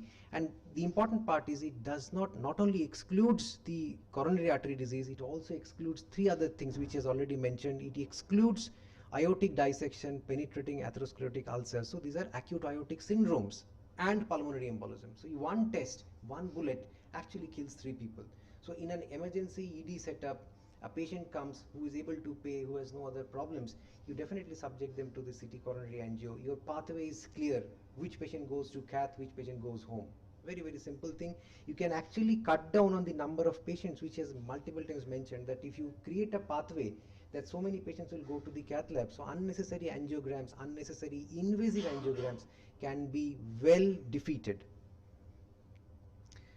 So chest pain, he has given multiple instances of how you evaluate a chest pain, a stable chest pain or even an unstable chest pain for that matter, how CT angiogram helps, assessment of coronary artery anomalies. So I'll come back to his talk. Now, as cardiologists, sometimes what we face is we have a anomalous RCA, anomalous right coronary artery, anomalous circumflex. It can be anything. Engaging them in a cath lab with a catheter becomes very, very difficult. So sometimes we have to come out doing a aortic root injection, wherein we cannot see properly the entire artery. Therein we actually send them, this has happened to all of us, we send to the cardiac radiology department for interpretation. They can clearly see and easily see. So I'll give you a real life example. A 70-year-old man gets admitted at night with chest pain. You come for the angiogram, you see that the BP is somewhat borderline low. You have engaged the left system, right system cannot be engaged. He is still complaining of chest pain. Echocardiography seemingly normal. You cannot let them go in the morning to home because you have 2 things in mind. I have not seen the RCA. I do not know whether he has an aortic dissection. I do not know. Clearly the flap is not visible. I may have entered somewhere in the true lumen, but there could be a false lumen also. So you tell them to undergo a CT scan the next morning. It clearly tells you whether there is an aortic dissection. The RCA is seen clearly and you are happy and you can send them home rather than keeping. So that is a very, very important aspect of this. Thirdly, what he has shown, this is the pretest probability which I was discussing, the age and the symptom status. You correlate them and then you find out which is what. Pre-procedural planning. So prior to non-cardiac surgeries and valve replacements. So these days in TAVR, you must be aware of TAVR, transcatheter aortic valve implantation or replacement. Before, let's say 7-8 years back, we used to do a conventional coronary angiogram to see the coronary arteries before a TAVR. Now, when we do a CT TAVR protocol, we see the coronaries also. We do not do a separate angiogram for the coronaries just for the sake of it. So that is the importance of a CT coronary angiogram in valve surgeries, in cardiac surgeries also. The evaluation of graft patency, as correctly mentioned by him, that it is a tedious job for the cardiologist because it is time consuming and lot of radiation exposure in patients who have a previous bypass graft. See, imagine, I do not know where the surgeon has put a graft. The surgeon in his happy days might have put a graft here, there, somewhere. There are protocols for that, but the surgeons may not follow it. So I may have difficult time in selecting or finding out the grafts, whereas they can actually see the grafts very easily and very clearly. And that tells us what to do. rather than me wasting time, not only time, radiation to the patient, to me, and contrast. So doing a CT coronary angiogram probably involves around 100 ml of contrast or 200 ml of contrast, even less. Now in those situations we can actually help the patients reducing the contrast dosage. But having said that, if actually you have to select which test to do in renal compromised patients, a conventional CAG is the more safer test, because we can complete it within 15 ml of dye. A CT CAG cannot be done with 15 ml of a dye, but in our setting we can actually inject, we dilute the dye. Let's say we take a 10 ml syringe, 10 ml of dye, 10 ml of NS, and we dilute it. With the dilute dye we can actually tell you that what is the scene. So 15 ml of dye versus 100 ml of dye makes a lot of difference. Now, low risk patients with chest pain, when invasive coronary angiography is not immediately indicated. So there will be multiple patients these days after COVID who comes with chest pain, and here you can definitely order a CT coronary angiogram just to allay the anxiety and to say confidently that your coronaries or your heart is absolutely all right. Evaluation of stents. So he has already mentioned larger stents. So what is the definition of a larger stent? Stents more than 3 millimeters, 3 millimeter in diameter, not the length. So any artery which has a 3 millimeter diameter stent, you can give a good diagnostic accuracy utilizing a CT coronary angiogram. But in smaller size stents, in definition what do we say? Less than 2.5, 2.25, 2.5. These vessels are inherently smaller in size, and doing a CT coronary angiogram will not give you a good result because of blooming artifacts. The stents will appear in a very bright manner, so the lumen will not be very clear.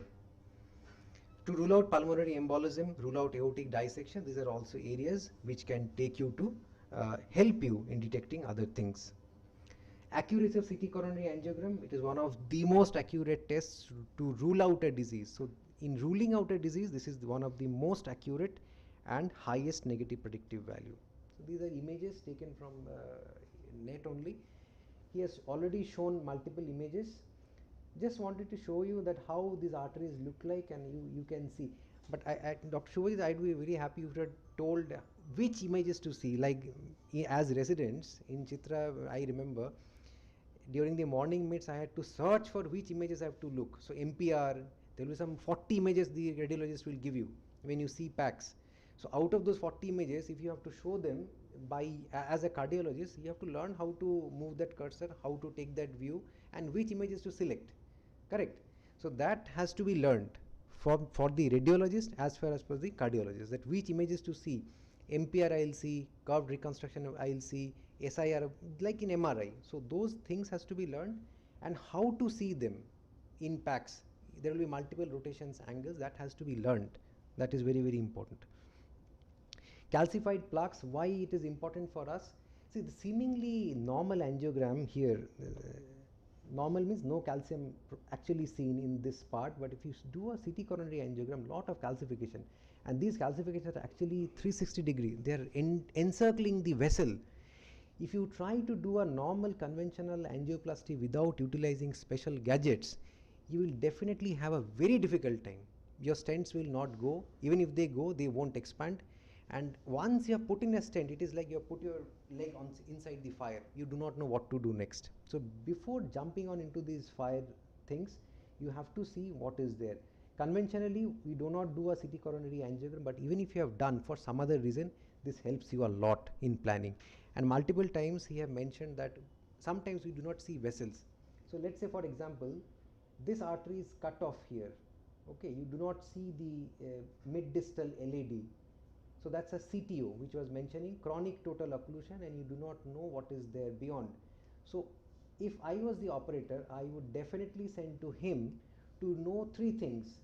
The extent of the coronary arteries. Extent means the arteries are how big. Am I going to do a justified procedure if I put a stent here? This artery might end here. It's a very small vessel, so I'm not justified. So the artery size has to be big enough. It has to supply a significant amount of myocardium. Secondly, to see if there are any microchannels. Whatever is not visible to my naked eye during a conventional angio will be visible to his eyes because he is seeing a CT scan. So that gives me what? That gives me an access to put my wire through. So if I am doing an angioplasty, a complex one, I know which channel to enter. And thirdly, what is the nature of the plaque, the calcium distribution. If there is a calcium distribution, I should tell the patient that I need something extra to do the job well. So these are the importance of these images. This is one of the examples of how a coronary CT angio looks in a patent stent. If you see the bright part, this is the metallic part of the stent. All stents are made of platinum, iridium, cobalt, chromium alloys. Usually in like 20-30 years back it was stainless steel to start with, and then these days we have platinum, iridium alloys mostly. So they are very well visible in CT scans, and you can see there is a lumen, and the lumen is actually widely patent. But then they will also accept the fact that even if you tell me that this stent is patent and the patient is telling you that I am having chest pain, you cannot rely on this image, because these are not the indicated ones to do in these post-stenting cases. So you will have to do a conventional CAG. That is the important part of it. So once the patient comes to me and tells me that I am having chest pain, I am getting this kind of image, I cannot be 100% sure that this is all right. So I have to do a conventional CAG, and hence the indication of doing a CT coronary angio in a post-angioplasty patient is not that great. So we can do see other things while doing the angiogram, CT angio. I am going to discuss all of these, LV mural, thrombi and all. So this is the TAVI, which I was giving an example. TAVI CT protocol it's a very common thing these days. We subject patients to see multiple things, the planning actually, which valve, what size valve, through what route, the complexities of the case, everything is given by a CT scan. This is the coronary anomaly he has already described, and this is something called as the interarterial course of the coronary artery between the aorta and the pulmonary artery, which is potentially disastrous. Why, I'll tell you. If you see this kind of artery in a young male, the way he has mentioned is this can cause chest pain by compression between the two arteries, and they are prone to arrhythmias. And the treatment is not angioplasty. If you see something like this, it has to be bypassed. The artery has to be bypassed. So pericardial diseases, sometimes during the CT coronary angiogram, we can see the pericardial field and we can actually comment, but then seeing pericardial diseases is not a part of CT coronary angiography. I am just mentioning the usage of CT scan per se. So you can see a thickened pericardium. More than 4 millimeters is considered a thickened pericardium. Disease of the aorta, very, very important. Acute aortic dissections, acute aortic intramural hematomas. These all can be picked up with great perfection. See this dissection flap here. Clear cut dissection flap being visible in the aorta. And if you do a triple phase CT, that we call it a triple rule out CT, we can see in acute coronary syndrome patients. CT FFR he has mentioned, the only problem is these are not yet standardized, and we have to have more data to standardize these facts, because see, understand the importance of it. You are actually subjecting the patient or telling the patient that this plaque is important and this plaque is not important. And saying that carries a lot of meaning. So based on one test, if you say that FFR or CT FFR is the best test, is very difficult. In cardiology, FFR is falling out of favor. In interventional cardiology, FFR had one point of time a great amount of significance, but these days FFR is falling out of favor. Lot of trials are coming which is saying that FFR is not that great or it is not that significant.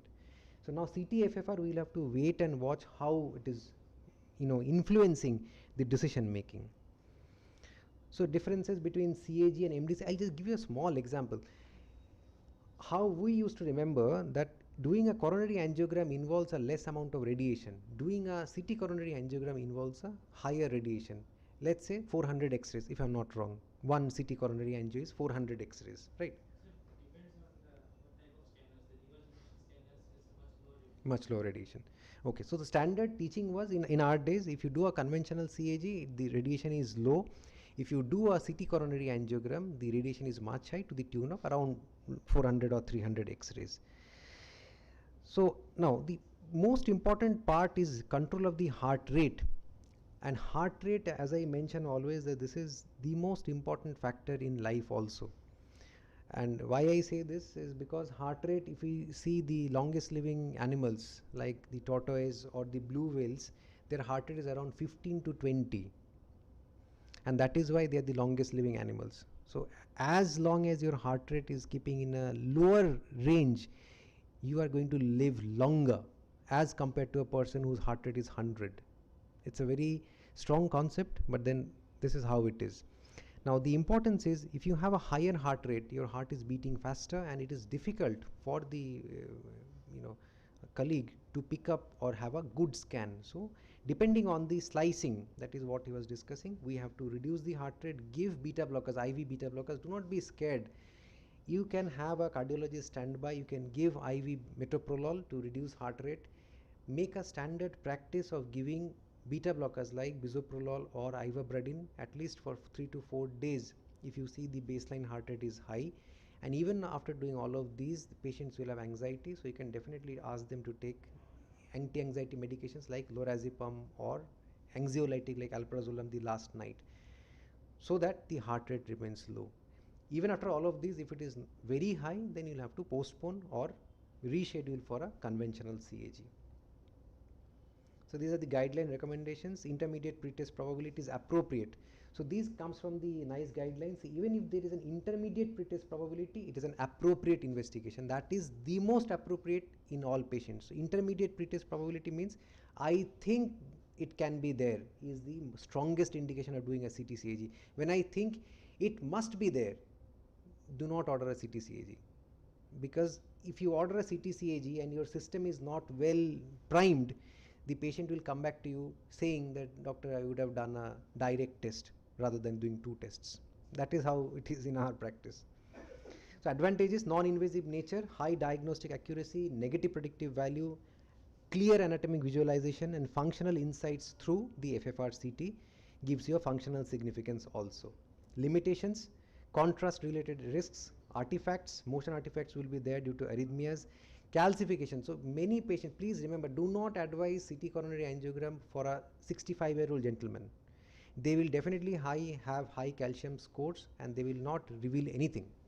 So a CT coronary angiogram is a test best suited for young or maybe just around 60s. If you go to 65, 70-year-old patients and advise a CT coronary angiogram and the report comes as your coronary artery calcium score is 1200 and you have nothing in your hand, it only tells you that your disease burden is high and you will have to subject them to a conventional CAG to look for the stenosis part. There are patients like this.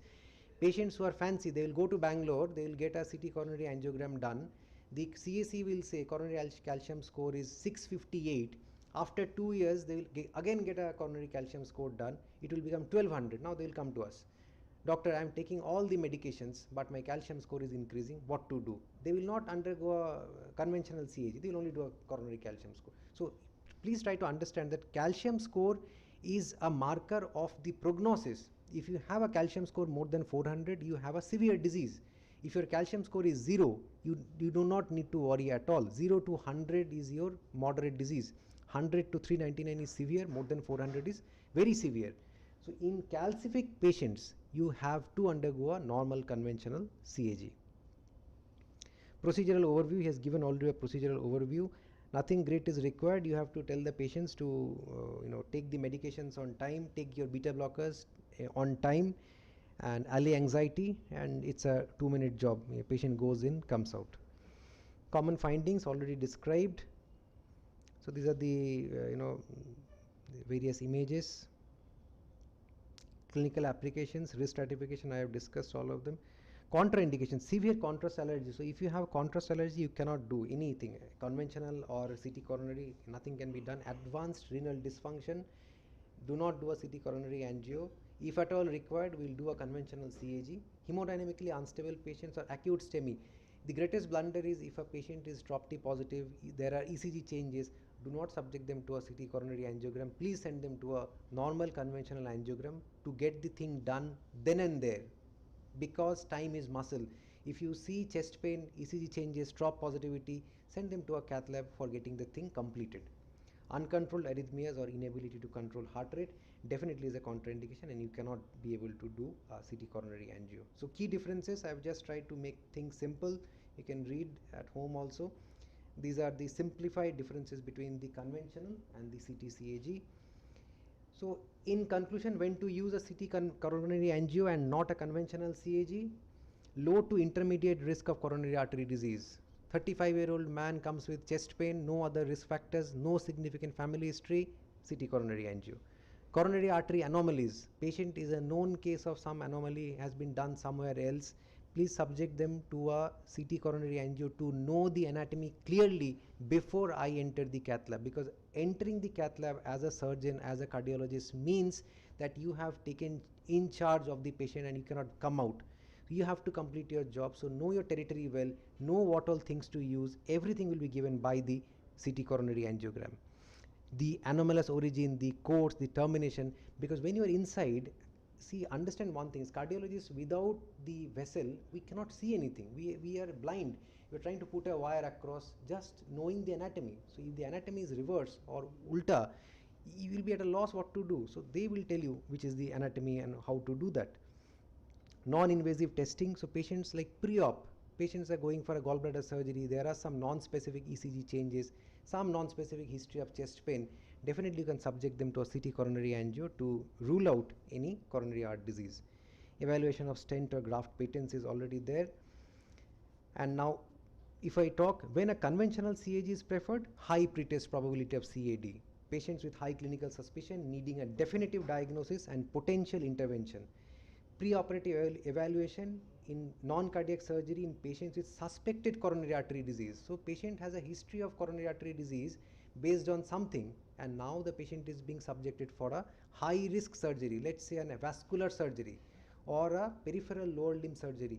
We have to do a conventional angio. Rapid exclusion of CAD and functional assessment of coronary lesions. So I think CT calcium score, it's an overview. I have already told the importance of calcium scoring. This is the classification system, 0 and 4. This classification, just regarding your talk, difficulty we face is the variation of the stenosis. 40 to 70% is when you get a report like that, you actually have to convince the patient what is it in CT coronary angio. So the mild, moderate and severe, it's a range. So once you get a range, now they will be confused. So it is what, moderate or severe? That is a difficult part to.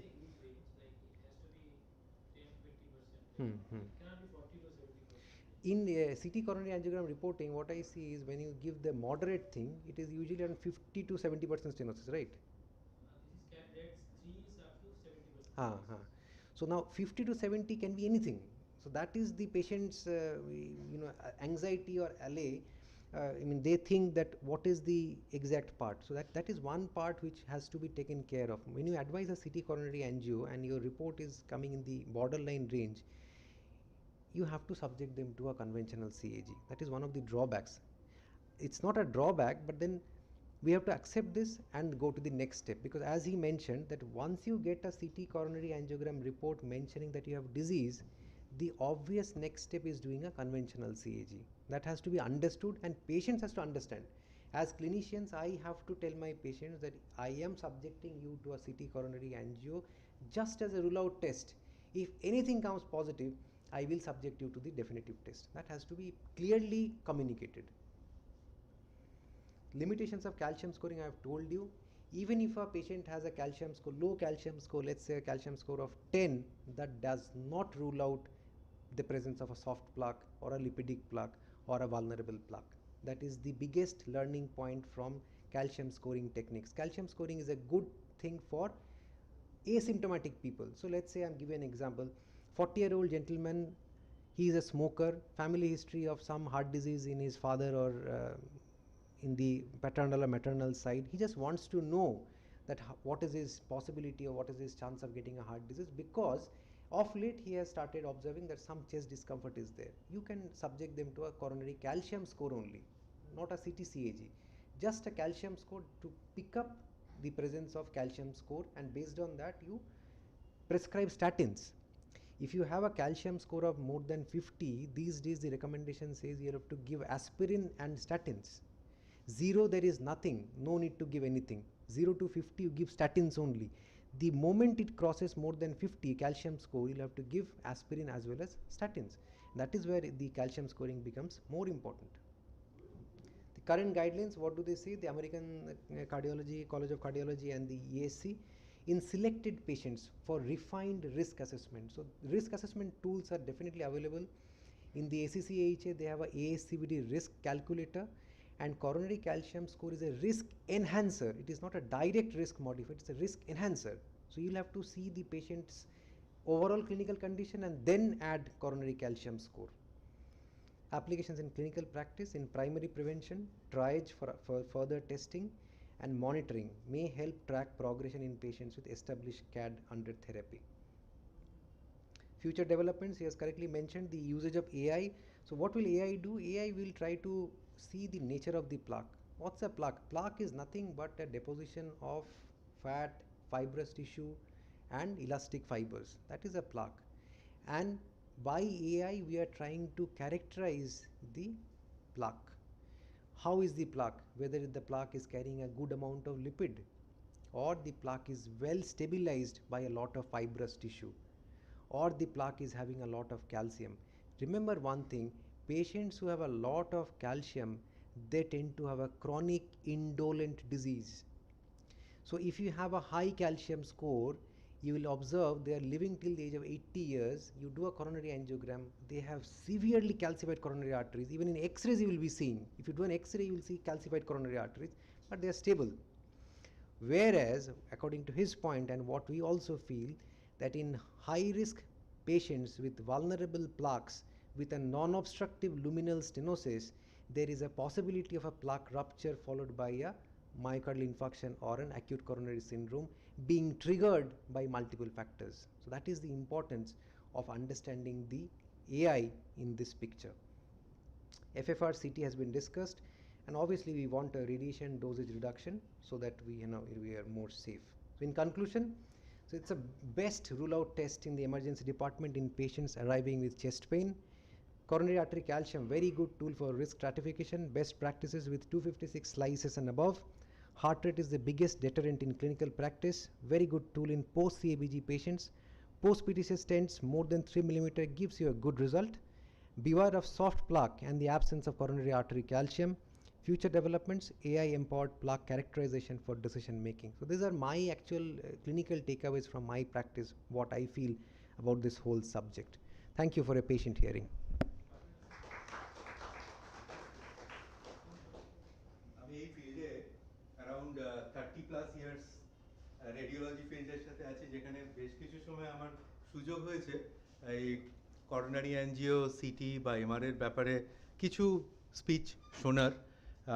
শুধুমাত্র ইন্ডিয়াতে নয়, আরএসএনের মতো জায়গাতেও গিয়ে আমি কিছু সুযোগ পেয়েছি শোনার। Absolutely from core of my heart, I can only assure you these two speeches were mind-blowing, and it is like much better than the speeches which I normally used to hear even in RSNA. So whether it is the breath-wise, আমি জানি না, participant হয়তো সেরকমভাবে আমরা দেখছি না এখানে, but the depth of the program. Thank you so very much, Dr. Das. Thank you so very much, Dr. Mundal. I'm sure that this needs a big round of applause, at least from this side. And now the forum is open for few important questions. So I'm sure that sir, you must be having some questions. I have two questions. Yes. One is for both of you. Yeah. I'm really confused. I'm an internist. Whether heart rate is important anymore or not. He is stressing on the importance of heart rate, while you're trying to say if it is 256 and above slices, heart rate might not have that much of importance. So heart rate is definitely important. Yeah. So lower the heart rate, the better the scan. So in whatever scanner you do, but that gap tends to increase when you have a better machine. So suppose you have 256, suppose you have a dual source, you can still have a good quality images and a higher heart rate, maybe 90, 100.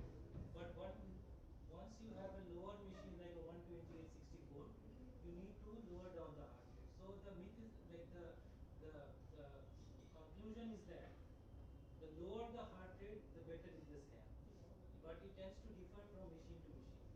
Even now, the latest generation photon counting CT, you can still do with a much higher heart rate. So it's all about the technology. Like once the technology keeps on improving, our all the shortcomings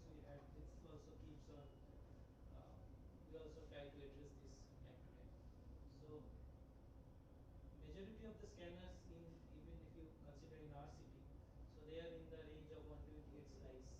So definitely you have to keep a heart rate somewhere between 70, less than 70. Once you go higher than that, the images will not be good.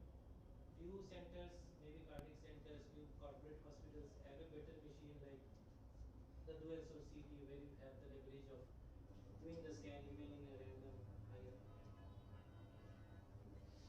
Dr. Mundal, anything from your end just to add on? In clinical practice, what we have seen, almost all centers will have 120 slides or 256 slides.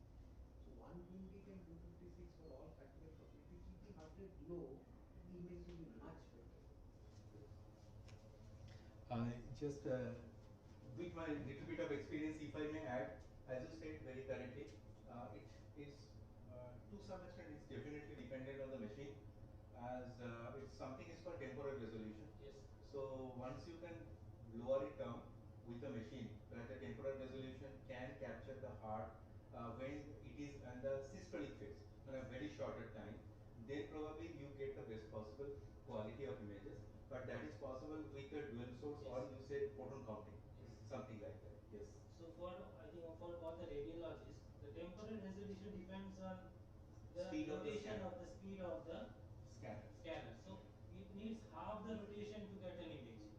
So once you have two scanners, it has to rotate by 90 degrees. So it captures the images much faster. So you can capture It is not actually dependent on the heart rate. Patient can actually do a walk in, walk out as well there. To much extent, but still. However, because of the availability of the scanner, even with the 128 or 256 slice, whatever is available today in the majority of the places, there also you can do lot of cases as well as the new type of applications, which was explained by both of you, and really nicely, and especially the cases like the plaque the quantification, and also the qualification of that plaque, whether it's a soft plaque, how it is progressing and all, and even the patient's age and everything put together, the correlation, that's also very important you have shown. So the nice way of putting everything together, and I really, I'm 200% sure that both the speeches were like international quality speeches. Thank you so very much once again. At the end, I would like to thank the few of the people who they have motivated us to do this program, especially Dr. Chakraborty had to leave, his ma is not well, that's what he said, according to, and then entire team of NRS, entire team of SSKM, especially they demanded this program, and we are happy that we could do this program. We are extremely happy with the management of Park Clinic, who they have encouraged us to do this program, the guidance of Dr. Rai, and of course the entire marketing team of Sonoscan, the digital marketing team, as well as the marketing team of Sonoscan, and our administration team, the entire team support function, who including all of them, who they have done a lot of things for putting these panels, F&B, everything put together. So, and within a very, very short time. So thank you so very much to all of you, and humble request to all of you to have a little bit of snacks with us, and that's for the evening.